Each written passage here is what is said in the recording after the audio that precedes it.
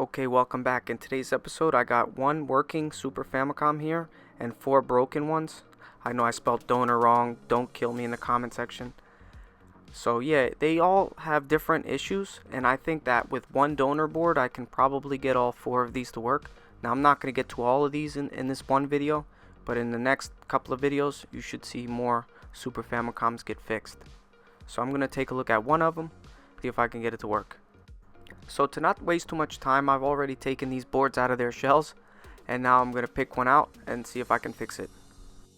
Now, I've already tested these boards, that's why you see those notes, and they're not 100% accurate. I'm not sure exactly what's wrong. They're just based on my experience, what I believe is wrong. So this donor board has many chips on it, and based on my posted notes, I think I may be able to salvage all 4 of the boards with just one, but I'm not sure yet. So the first board up, I believe, has a bad CPU. As you can see, the timer doesn't tick and the controls are unresponsive. So I genuinely believe that the CPU is dead on this one.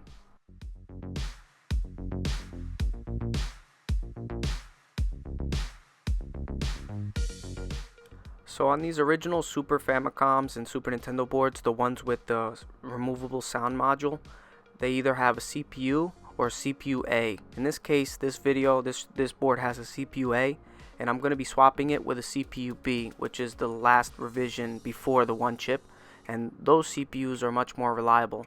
And just to note that all the CPUs, they're interchangeable with each other, so you can put a CPU B on an early board, you can take a original CPU and put it on a later board. They're all compatible with each other. You can also take Super Famicom chips and put them on Super Nintendos and vice versa.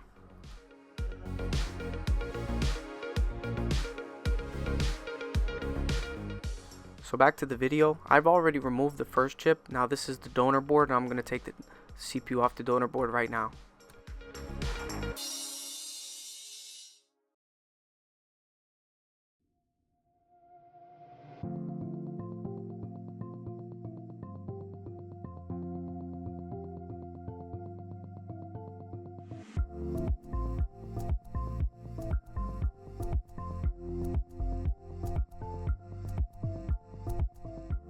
So instead of using a piece of desoldering braid and removing all the solder from these pads, I'm actually going to just level them down and see if I can align the chip this way.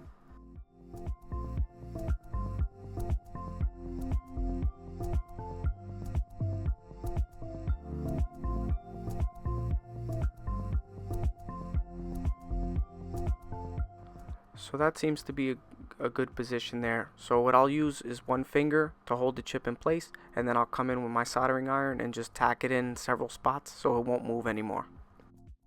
So here on this shot on the left side of the chip, the left side pins, they're off a little bit, but in this case it doesn't really matter because it just barely makes the cut. As long as all the pins, they're in contact with their respective pads, if they're soldered properly and they're not touching one another, everything should be okay. If you align this chip properly and you put too much solder, you can actually remove the excess solder without a desoldering braid or anything. All you have to do is add some flux and tap the solder spot and wick it away, and just make sure you keep cleaning the tip of your iron, and eventually the bridge will clear itself.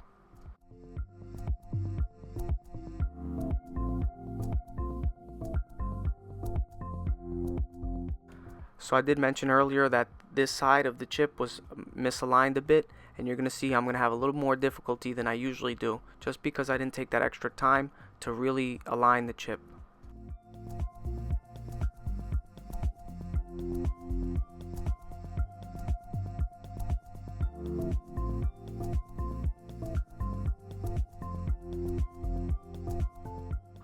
Also, when I was removing this chip, I think with my tweezers I must have bent the corner pin, so that gave me more trouble.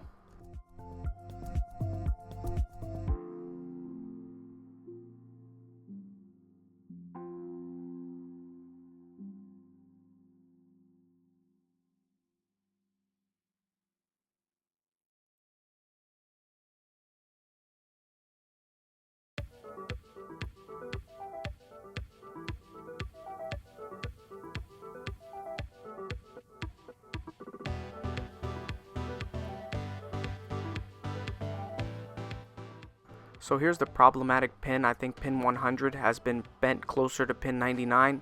So I'm trying to work it out, trying to get it back onto the pad.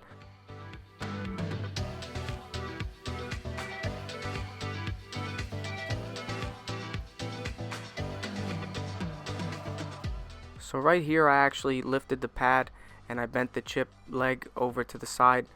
Fortunately enough, I didn't damage the trace. The trace goes under the chip, and I tested with a multimeter. I still have continuity from the via all the way up to the chip leg there. So this is why it's important to line up your pins, just so you don't have all these extra steps and you don't risk damaging anything further.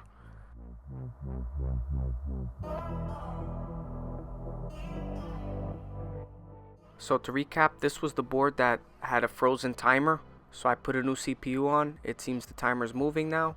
The controller scrolls and I can run the burn-in test. Now let me see if any other problems are on this board, such as a bad PPU or something else.